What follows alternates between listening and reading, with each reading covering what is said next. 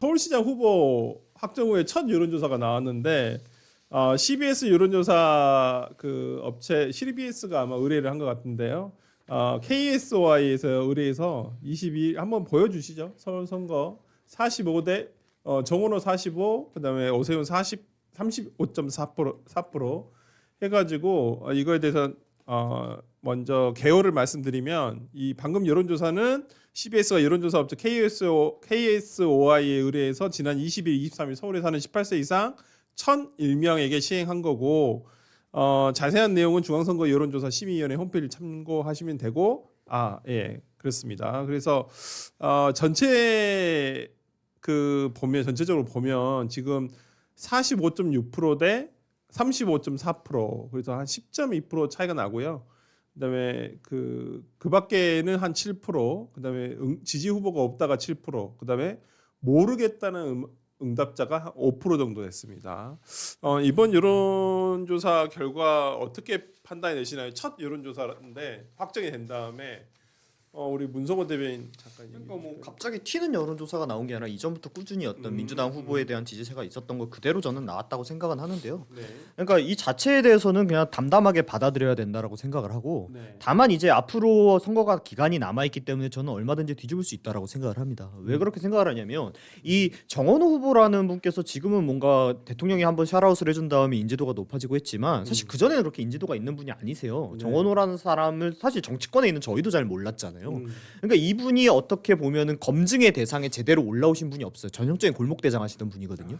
그러니까 이제 정말 큰 물에 오셔서 검증의 대상이 되니까 뭐 줄줄이 나왔지 않습니까? 뭐 칸쿤 논란부터 시작을 해가지고 뭐 채용에 대한 여러 가지 의혹들부터 시작을 해가지고 이제 이 부분에 대해서 계속 밝혀질 부분들이 많고 실제로도 그게 또 내부에서 12년 동안 이제 구청을 운영을 하시면서 조금 제왕적으로 하신 것 같아요. 그게 나쁜 건 아닌데 그렇게 됐을 때 문제가 뭐냐면 내부 비판 같은 거에 본인도 둔해지게 돼요. 왜냐하면 제왕적이게 되면은 아무래도 밑에 사람들이 올바른 직언을 하지 못하게 되거든요. 근데 그냥 직언만 못 듣고 본인이 잘 못했으면 끝인데 이분들이 속에는 그걸 다 담아둔단 말이에요. 실제로 정원호 그 구청장의 여러 가지 의혹들이 얘기가 나왔던 게 무슨 뭐 국힘에서 열심히 취재를 하고 기자들이 열심히 취재를 해서 시작된 게 아니고 다 제보에서 시작된 거거든요. 그럼 그 제보들이 결국 어디서 나왔겠느냐? 네. 내부에서 나왔다고 보거든요. 네. 그러니까 이런 부분들이 나올 게 많고 오늘 또 뭐 뒤에 얘기하겠지만 이번에 또 뭐 얘기를 아주 크게 하나 하셨던데 교통이 체증이 있기 때문에 도로를 넓힐 수 없으면 차의 공급을 줄이겠다라고 얘기를 하셨어요. 맞아요. 저는 이 얘기를 딱 듣자마자 진짜.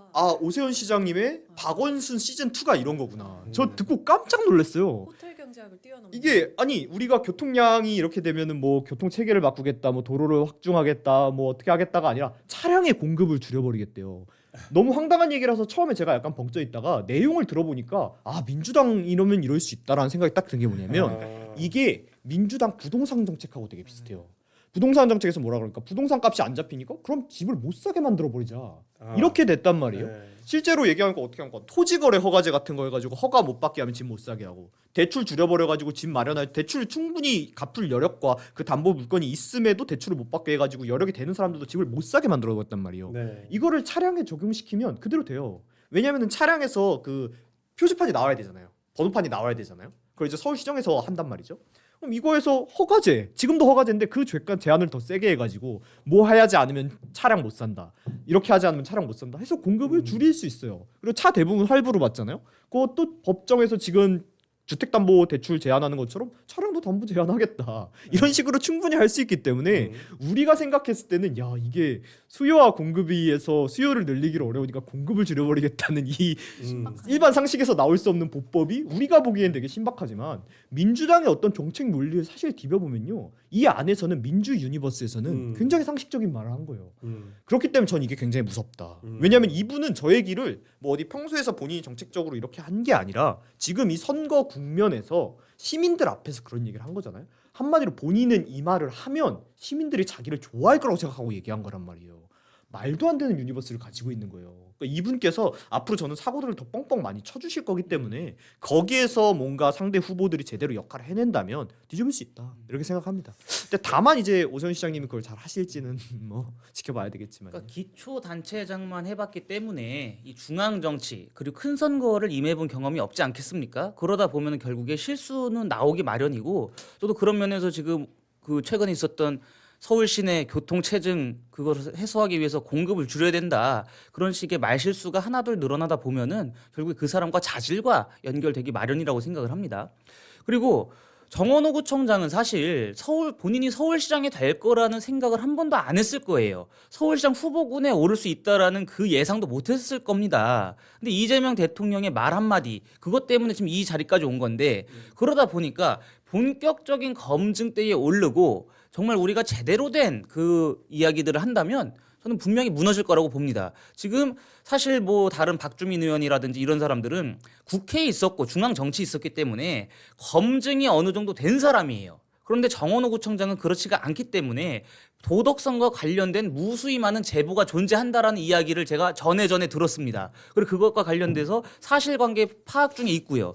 그런 것들이 본격적으로 나오게 되면은 아마 본인의 도덕성에 엄청난 타격을 입을 것이라고 저는 보고요. 지금 뭐 여론조사 결과가 일단 저렇게 나왔습니다만 저 결과 자체를 오세훈 시장이라든지 국민의힘은 각인을 해야 됩니다. 우리가 밀리는 선거구나, 우리가 지고 있구나라는 판단한 다음에 본격적인 선거 전략을 펼쳐 나간다면 충분히 뒤집을 수가 있다라는 생각을 하고요. 지금 정원호 구청장 같은 경우에 서울시장에 당선이 되더라도 우리가 불과 1, 2년 안에 서울시장 재보궐선거를 열어야 될 가능성이 상당히 높습니다. 공직선거법 관련해서 있지도 않은 숫자를 본인이 가공해가지고 그것을 공표한 거 아니겠습니까? 그런 것과 관련해서 만약에 우리가 서울시장을 뽑아놨는데 1, 2년 안에 이 수도 서울의 행정 공백이 생겨서 새로운 시장을 뽑아야 된다라는 점 하나, 그리고 본격적으로 이제 펼쳐질 정원호 후보에 대한 도덕성 검증, 인격 검증, 자질에 대한 우리 그 심판대에 오르게 되면은 서울 시민들께서 분명히 합리적인 판단을 전 하실 것이라고 보고요. 이재명 대통령이 또 최근에 SNS에 올린 장기 보유 특별 공제 관련된 논란도 좀 상당합니다. 민주당은 뭐 선거 이후에 하겠다, 뭐 안 하겠다라는 얘기를 하죠, 공식적으로는. 네. 그런데 그것과 관련해서 계속해서 그 국민적인, 특히 서울 시민들의 공분이 일어난다면 정원호 후보가 그것을 버틸 수 있을까요? 중앙 정치에서 제대로 된 경험을 해보지도 않고 큰 선거는 처음 치러보는 분이기 때문에 제가 보기에 그렇게 선거 국면이 흘러가게 되면은 오세훈 시장이 역전을 아마 과감하게 빠른 시일 안에 할 수도 있습니다. 그러니까 그 김재섭 방금 우리 패널 우리 문성호 대변인께서 얘기해 주셨는데 이 정원호 청장의 그 교통체증 해소 방법에 대한 그 김재섭 의원의 페북 글이 있어요. 그 관련한 기사가 있어가지고 거기에 대한 좀 논평을 한 건데, 그러니까 정원호 후보자가 교통체증 해법으로 자동차 공급 축소를 제시했다. 어디 기자들하고 이렇게 자리를 하면서 이 얘기를 하신 것 같아요. 보니까 동영상은 있는데 동영상 어디 그것도 이렇게 출처는 있습니다. 근데 정확하게 무슨 행사였던 것 같아요. 무슨 행사에서 말씀하셨던 것 같아요. 보니까 그래서 교통체증 해법으로 자동차 공급을 줄이자. 그러니까 그러니까 길을 넓히는데 돈이 너무 많이 들어가니까 이거 이렇게 할 수는 없지 않냐. 차라리 차량의 공급을 줄여버리자라고 하는 게, 그러면 이거 아니 집값을 내리기 위해서 집을 없애버려야 되네. 아니 공립 유치원 만들기 힘드니까 네. 어린 애들 집에서 봐라 그거랑 뭐가 다릅니까 지금? 네. 아니 이게 그렇죠. 딱 처음에 들었을 때 아니 그럼 요즘에 최근에 뭐 응급실 뺑뺑이 논란 이런 거 있잖아요. 네. 그게 응급실 자체에서도 이게 의사들도 부족하고 그 그렇죠. 환자를 수용할 수 있는 한계가 있어서 그런 건데, 그럼 거기도 이제 일종의 체증이 발생하는 거잖아요. 네. 그럼 환자를 없애버리겠다 하시는 건가? 말도 안 되는 얘기를 그러니까 지금 이게 하신 사실은 건데. 우리가 대학 들어가면 제일 먼저 듣는 그 경제학 기본적인 거에서부터 지금 네. 생각 완전 잘못하고 계시는 거예요. 네. 공급과 수요가 시장에서 자연스럽게 만나서 그 가격을 형성하는 것이지, 정부가 개입을 하거나 어떤 다른 요소에 의해서 자꾸 공급을 줄이려고 하면 결국에는 그 지금 우리가 부동산을 보고 있지 않습니까? 풍선 효과가 나타나게 되는 거예요. 그러니까 저는 이게 아까도 말씀드렸지만 호텔 경제학이 너무 생각이 나는 거죠. 그러니까 새로운 경제학 그리고 새로운 학문을 창조하셔가지고 이렇게 얘기를 하신다는 게 기존에 우리가 몇백 년씩 이어온 학문이 이유가 있는 건데 왜 그거를 자꾸 바꾸려고 하시는 걸까? 저는 그게 그 목적이 결국에는 국민을 호도하는 데 있다라고 볼 수밖에 없고, 이게 자꾸 국민을 대하는 데 있어서 심리적으로 가려고 하시는 것 같아요. 그러니까 정책의 결정권자가 이렇게 하겠다고 하니 너희들도 이렇게 움직여줬으면 좋겠다라는 의도인 것 같은데, 그런다고 해서 지금 그 정부의 의도대로 흘러가고 있지 않지 않습니까? 시장이란 게 원래 그래요. 그래서 저는 지금이라도 정원우 후보가 사과를 하고 그 부분에 있어서는 내가 좀 경제학을 좀 무지해서 그런 발언을 했다. 그러니까 미안하지만 내가 그런 것은 하지 않겠다. 저 같으면 지금 벌써 또 차를 몇 대 사야 될 것 같아요. 그러니까 저만 네. 해도 이게 아직 실행한 건 아니니까 사과도 안 해도 돼요. 그냥 내가 좀 짧게 생각했다. 와서 좀 따져보니까 이게 좀 말이 맞지 않았던 것 같다. 네. 제가 비판 겸허히 수용하고 안 그러겠다 요 정도만 해줘도 저는 괜찮다고 보는데 아니, 그 아마 안 하실 거예요.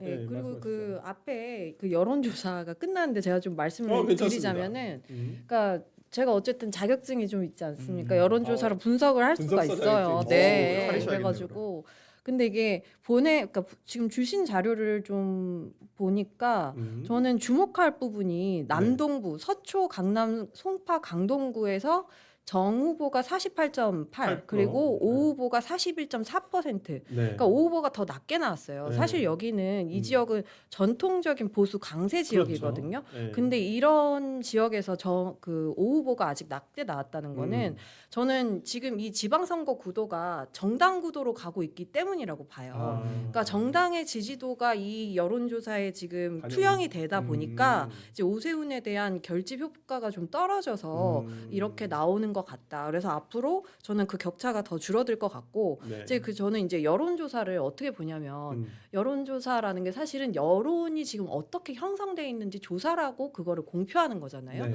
근데 요즘에 여론조사는 여론을 주도하는 조사예요. 음. 그래서 사람들한테 그러니까 아까 말씀하신 대로 코끼리를 자꾸 생각을 하게 하는 이 사람이 정말 잘하게 하는 것 같은 그러한 그 견인 효과를 하고 있는 사회적인 지금 요건이 돼버려서 네. 저는 이 부분은 좀 저희가 한번 이제 항상 그 내용을 좀 짚어보고 가야 된다. 왜냐하면 지금 이 여론조사 자체도 표본이 1,000명이 안 돼요. 그러니까 800명이란 말이죠. 그렇죠. 그러니까 이거는 사실 여론조사로서의 요건을 많이 잘 갖추지 못하고 있는 거기 때문에 저는 앞으로 그 오세훈 시장이 다음 주에 후보를 등록한다고 했으니 보수 결집 효과가 나타나지 않을까. 우리 작년 대선 생각해 보시면 이재명 대통령이 49 그리고 국민의힘이 40 그리고 개혁신당이 8% 나오지 않았습니까?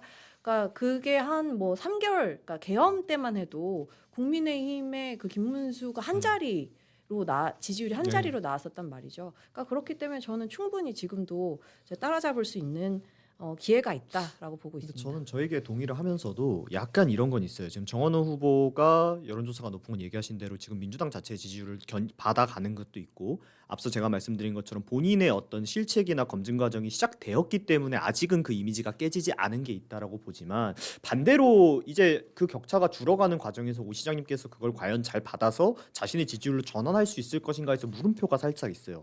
이건 제 개인적인 생각인데 왜 그러냐면 오세훈 시장님이 이제 서울시장을 하시면서 오세훈 시장님은 정책적으로 많은 걸 하셨잖아요. 그러니까 이분이 어떤 정책적인 기조를 가지고 있는지 서울 시민들이 다 알아요. 근데 안타깝게도 이분께서 어떤 정책은 진짜 괜찮게 잘하시는데 어떤 정책은 이게 보수당 후보 쪽에서 나올 수 있는 정책이 맞나? 이런 되게 받아들이기 어려운 여러 가지 정책들이 있어요. 뭐 대표적인 뭐 여성 정책이라든지 뭐 규제에 관한 제약이라든지 그러니까 이런 걸 보면서 이 지금 방금 이 아주 신박한 이 자동차 공급 제한론처럼 기존의 어떤 진보 정당이 가지고 있는 정책 스탠드로는 이 서울을 절대 발전시킬 수 없다는 거에 공감하시는 사람들조차도 그러면 그걸 오세훈 시장이 했을 때는 어떻게 다른데? 얘 물음표가 찍히는 경우가 가끔 있단 말이에요. 그러니까 이런 부분에서 정책적인 선명성을 좀 보여주셔야 되는데 저는 이번에도 그런 모습은 좀 보여주시고 있지 못하다고 생각을 하거든요. 그렇기 때문에 여러분들께서 제3의 선택지 개혁신당 김정철 후보가 있다는 걸 알아봐 주셨으면 좋겠다.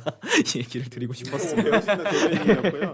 아까 그 우리 권 소장님께 얘기해주신 그 지역별 그 여론조사 개요가 이건 스트레이트 뉴스가 조원 CNI에 의뢰해서 지난 20일에서 21일 서울 거주 18세 이상 802명을 대상으로 한 조사에서 정 후보를 지지한다는 응답자가 49.7%, 오 후보를 지지한다는 응답자가 35.9%, 그다음 지지 후보가 없다 8.8%, 잘 모르겠다 5.6%였다라는 거. 그리고 사실 여기 자세한 지금 건 중앙 여론조사 심의위원회. 네. 그러니까 이게 지금 네, 말씀하시죠. 일단은 여기서 또 한 가지 항상 봐야 되는 게 지지 후보가 없다. 그러니까 잘 모르겠다. 이거는 지금 아직 결정하지 못했다라는 거거든요. 이게 무당 이준석 대표가 8% 받았는데 하필 지지하는 당이 없다가 8%? 어라? 그러니까 지금 이 무당층의 마음을 어떻게 잡느냐도 이 저는 여론조사 중요하다고 선택지에 개혁신당이 봅니다. 없었던 게 아닐까요? 네. 아 그것도 한번 찾아봐야겠네요. 네. 아, 진짜. 그래서 예. 지금 CBS 여론조사에서는 그 김장철 후보가 오늘 메시지를 냈어요. 나도 공식 공당의 후보인데 왜 여론조사에 끼어넣지 않느냐라고 해서 아 맞네. 예, 그런 점에 대해서는 얘기를 했다라는 걸 말씀을 드리고요. 그 오늘 아침에 저도 여기 TV조선 방송이 있어가지고 왔었었는데 그때 오세훈 시장님이 그 다른 TV조선 유튜브 강펀치 사랑하는 유병수의 강펀치를 출연하셔가지고 그 정원호 민주당 서울시장 후보를 향해서 박원순 시즌 2가 될 것이다. 왜 이런 얘기를 하셨나 보니까 그 박 전 시장 당시 서울시에 있었던 시민단체 관계자들이 정 후보 캠프에 거의 다 포진돼 있다라는 거예요. 박원순 시장 재임 당시에 시민단체에 총 1조 222억 원이 흘러갔는데 그게 재현되는 거 아니냐. 좀 걱정을 많이 하시거든요. 그리고 오세훈 시장 인터뷰 내용을 보니까 본인이 시장 보궐선거로 된 다음에 정말 이 사람들 정리하는데 너무 시간이 오래 걸렸다. 그렇게 얘기를 하더라고요. 정리 다 못 하셨어요 결국. 아 결국은 다 못 예, 하셨어요. 왜냐면은 제가 예. 이제 그때 그 작업에 참여를 했던 사람이라서 아 진짜요? 이걸 진짜 복잡하게 까놨어요. 오늘 이거 얘기 꺼내기 시작하면 긴데 네. 대충 설명을 해주면 어떤 사업이 있어요. 그럼 그걸 공개체 이제 입찰을 해야 되잖아요. 그렇죠. 근데 입찰 조건에 뭐 이상한 자격증 같은 게 있어. 아. 근데 보면 그 자격증이 어디 이상한 시민단체에서 발급하고 있어. 아. 그럼 그 시민단체 가보면 요거에서 그 자리를 돌려가면서 했던 사람이 그 시민단체 장이고 여기에서 사업을 추진하는 데에 그 결정권자에 있는 사람이 들어가 있다든지 이런 식으로 해서 법리적으로 되게 복잡하게 해놨어요. 그래서 그거를 처음에 해결을 바로 못한 게 뭐냐면 시장은 되셨는데 왜냐 그때 시장이 보궐로 되신 거였잖아요. 그렇죠. 그러다 보니까 시의회는 아직 민주당 분들이 그렇죠. 계신 거예요. 네. 시의회 동의를 얻어서 법령을 바꾸지 않으면 못 쫓아내게 돼. 자기들이 진짜 복잡하게 까놨더라고요. 음. 그래서 그것도 결국에는 다 정리를 지금까지도 못 하셨는데 이번에는 더 심하게 될 거다. 이런 우려가 저는 아주 맞다고 봅니다. 이 부분에 있어서. 그러니까 오세훈 시장이 이 박원순 시즌 2 말씀하시면서 시민단체를 거론하셨단 말이죠. 네. 근데 저는 이거는 오세훈 시장께서 굉장히 품격 있는 말씀을 하신 것이다라고 생각합니다. 네. 제가 아까 말씀드린 것처럼 음. 정원호 후보는 시장이 되고 나서도 본인과 관련된 그 사법 리스크가 현실화되면 네. 1, 2년 안에 시장직에서 물러나야 될 가능성도 있습니다. 피선거권이 박탈되고요. 그럼 박원순 시장은 본인의 성 비위 때문에 스스로 목숨을 끊지 않았습니까? 그것 때문에 서울 시민들이 재보궐 선거를 통해서 오세훈 시장을 뽑아줬던 것이고요. 저는 그 말씀을 더 가열차게 하셔야 된다고 봅니다. 박원순 시즌 2보다 사실 저희가 훨씬 더 알아듣기 쉽게 하려면 정원순이다. 예, 박원순 시즌 2가 아니라 정원호의 당선은 곧 정원순 시정이다. 이렇게 하면서 어차피 이 사람이 당선되더라도 네. 서울 시민들은 다시 시장을 뽑는 선거를 치러야 될 가능성이 농후하다. 이렇게 해서 그 개인의 혐의에 대해서 좀 검증을 하셔야 되고 그리고 정원호 후보와 관련된 아직까지는 나오지 않았습니다만 터져 나올 여러 추문들 그러한 의혹들이 있다면 그것까지도 낱낱이 파헤쳐야 되지 않겠습니까? 서울 시민들이 다시 똑같이 박원순 시장의 그 사례를 재현해서는 안 되는 거예요. 그런데 정원호 후보의 당선은 곧 정원순이다. 다시 서울 시민들이 재보궐 선거를 통해서 서울시장을 뽑는 선거를 치러야 될 수가 있기 때문에 박원순 시즌 2다. 전 그런 말씀으로 이해했습니다. 잠깐 얘기 중에 죄송한데 아까 전에 그 자동차 공급 제한론 영상이 준비돼 있대요. 아, 저는 그래요? 이게 시청자분들께서 이걸 영상으로 이거 한번 한번 들어보시면 보셨으면 좋겠어서 네. 그냥 보시면 진짜 이거 하는 못 그게 봤는데 있거든요. 궁금하네요. 영상을 직접 좀 보셔야 돼요. 공급을 줄여버리냐 도로를 넓힐 이유가 없는 거죠. 지금 도로 넓히는데 엄청난 돈을 정말 천문학적인 돈이 들어가는데 넓혀봐야 또 차가 더 늘어나면 또 갖게 돼요.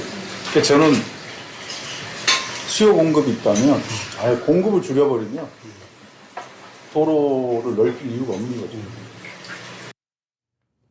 네, 들어보셨죠? 이게 그래서 도로를 제가 이거 앞선 방송에서 민주당 패널께서 네. 그냥 뭐 교통량을 줄이겠다는 걸 말실수하신 거다 뭐 이런 식으로 얘기하는데 보시면 아시겠지만 정확하게 수요와 공급을 얘기하시면서 공급을 줄이겠다고 얘기를 하세요. 아. 아니, 근데 저는 여기서 더 문제인 게 네. 어떤 뭐 앞으로 향후에 예측 가능한 뭐 연구 자료라든지 아니면 음. 정확한 수치를 가지고 얘기한 게 아니고 그냥 정말 자기 뇌피셜로 얘기를 하는 게 저는 그게 더 걱정된다고 보거든요. 지금 서울이 거의 뭐 예산이 한 5조 정도 된다고 하지 않? 50. 네, 50조인가요? 네. 50조 정도 된다고 하는데 그거를 정말 이렇게 그냥 공급을 줄이면 뭐 편해지겠죠라고 뇌피셜로 할 수 있는 것들이 아니거든요. 타당성 조사부터 해서 여러 가지 근거들이 들어가야 되는데 이게 너무 안일하게 정책을 짜고 있는 거 아닌가 좀 우려스럽네요. 그래서 저는 이 민주 유니버스를 가지고 계신 분들 제 에티튜드를 볼 때마다 화들짝 놀랄 수밖에 없어요. 저 얘기를 근데 이게 한번 우리가 지금까지 해왔던 방식이 안 막혀서 이렇게 뭐 불안합니다만 한번 해볼 만합니다 이런 것도 아니고 뭔가 되게 새로운 그걸 찾은 것처럼 그렇다면 공급을 줄여버리자. 수요를 뭐 이게 나는 너무 그러니까 참 받아들일 수가 없어. 이게 그러니까 이러면 이제 자동차 이제 중과세가 있을 것 같아요. 자동차 이 차량 중과세 이게 아마 생기지 않을까. 무조건 나오죠. 네. 실제로도 그런 여론 작업이 살짝 있었어요. 아. 무슨 뭐 지금 교통량이 너무 많고 뭐 주차 공간이 부족하기 때문에 네. 차량 허가제를 그 허가 조건을 훨씬 더 빡빡하게 해야 된다. 거기에는 어느 정도 국민들이 호응을 또 할 수도 있으니까. 근데 여기서 아예 자동차 공급을 줄여버리겠다고 얘기를 한다는 거는 우리나라가 지금 반도체로 굉장히 뭐 뜨고 있긴 합니다만 우리나라 정통의 강국 산업은 자동차 산업이에요. 우리 현대차가 얼마나 세계적으로 많이 탑니까? 그럼요. 근데 그런 업체들이 서울이라고 하는 큰 지자체의 장이 되겠다는 사람처럼 말 한마디가 음. 얼마나 큰 찬물을 끼워버릴 수 있는데 저거를 저렇게 툭 뱉으신다는 것 자체가 앞으로 혹시 모를 저분이 시장이 혹시 안 되실 거라고 저는 생각하지만 되실지도 모르는 저분의 서울에서 살아야 되는 나는 참 마음이 갑갑합니다. 서울 시민은 무슨 죄예요? 그러니까 네. 시대적으로 할 수 있는 정책들이 점점 늘어나잖아요. 네. 지금 AI가 발전함에 있어서 음. 이제 그런 뭐 교통 정책도 공급을 줄이는 게 아니고 좀 더 혁신적인 안으로 갈 수 있는데 너무 안일하게 이야기하시고 있는 거 아니, 아닌가 싶고. 그러니까 대중교통을 오히려 조금 더 원활하게 네. 하도록 대중교통에 대한 혁신이 것을 조금 필요한 더 거거든요. 이렇게 뭐 하도록 하겠다 뭐 이런 얘기면 뭐 그래 뭐 그럴 수 있지 그러면 뭐 역시 이렇게, 민주당 정책 예, 발언 뭐 잘하네. 얘기할 수 이렇게 있는데 아니 중요한 게 서울시 교통 체증은 네. 서울시만의 문제가 아닙니다. 그렇죠. 인천과 경기도 인접한 네. 그 위성 도시들 간의 그 관계도 파악을 해야 되는 문제인데 네. 그런 게 전혀 없는 것 같아요. 네. 그러니까 최근에 추미애, 박찬대, 정원우 세 분이 국회 앞에 만나가지고 그렇죠. 우리 원팀을 한번 잘해보자 네. 이렇게 선언하지 않았습니까? 공항말도 네. 가졌죠. 예. 근데 그 세 분끼리도 지금 말이 안 통하는 것 같아요. 이렇게 돼버리면 수도 서울이 얼마나 권위가 떨어지겠습니까? 제가 얘기했잖아요. 민주 유니버스를 공유하시는 분들끼리는 저 정도면 다 익스큐즈가 된대. 그러지 않고서는 저런 에티튜드가 그리고 나올 아까 수 이제 없어. 정원순 얘기하셨잖아요. 이제 정원순을 네네. 불려야 된다. 근데 저는 굉장히 좀 타당한 이야기라고 생각을 하고, 근데 굳이 우리가 정원순이라고 하지 않아도 미칸이라고 요즘 20대들이 많이 한대요. 미스터 칸쿤. 미스터 칸. 네, 미칸. 그러니까 칸쿤만 생각을 하면 그분이 어떻게 시민단체들을 보훈 인사로 챙겨왔는지 보이거든요. 그 당시 이제 칸쿤에 같이 갔던 인사가 민달팽이 유니온에서 갑질로 인해서 사과까지 하고 나온 인사였잖아요. 그렇죠. 그러니까 그런 인사를 굉장히 자기의 최측근으로서 정말 초고속 승진을 시키면서 챙겨왔는데 저는 이게 하나의 예시라고 봅니다. 그러니까 이렇게 성동구청장에서 이 작은 기초단체를 작진 않지만 기초단체장을 운영하면서 보여줬던 게 결국에는 확대 재생산 될 거거든요. 그런 부분에서는 저는 이렇게 걱정을 하시는 부분이 충분히 타당하다고 보고, 그러니까 지금 들려오는 소문에 의하면 정원호 캠프가 너무 이제 386 위주로 돌아가고 있다라는 얘기가 들려요. 그러니까 과거에 민주화 운동을 하셨던 분들 중에 이번에 이재명 정부에서 챙겨주지 않은 분들이 그럼 서울시장 캠프가 제일 크기 때문에 저기 좀 가서 있어야겠다라고 많은 분들이 자리를 잡고 계시대요. 그렇게 되면 결국에 정원호 시장이 결국에는 시장이 되더라도 이 민주당은 빚지니스라고 하더라고요. 그러니까 그렇죠. 빚이 있기 때문에 그 사람들을 챙겨줘야 하는 그 구조로 가는 거기 때문에 저는 그렇게 시민단체의 텐트 역할을 하지 않을까 좀 걱정이 됩니다. 네. 근데 그게 관성인 것 같아요. 서울시장, 박원순 시장 삼성하면서 이게 하나의 그런 생태계가 거기 거기 아예 만들어진 건 아닌가라는 생각이 들어서 거기에 익숙했던 사람들이 또 거기에 가 있는 거거든요. 그래서 소위 정원호 청장도 마찬가지로 후보도 마찬가지로 생각을 하고, 그러니까 정원호 후보가 조금 뭐 30만이 채 못 되는 구청 구정을 하다가 거의 1000만 가까운 어떤 광역시급의 행정에 아직은 좀 뭐 본인 모드가 안 바뀐 것 같아요. 보니까. 그래서 조금 지금 생각하는 거나 이런 것들이 조금 광역적인 걸 생각하지 못하고 너무 협소하게 생각하는 건 아닌가라는 좀 생각이 들어서 우리 정원호 시장을 모셔볼 수 있으면 인터뷰를 하게 되면 한번 그런 부분도 여쭤보도록 하겠습니다. 예. 그 전에 오세훈 시장님도 꼭 좀 한번 출연해 주시기를. 예.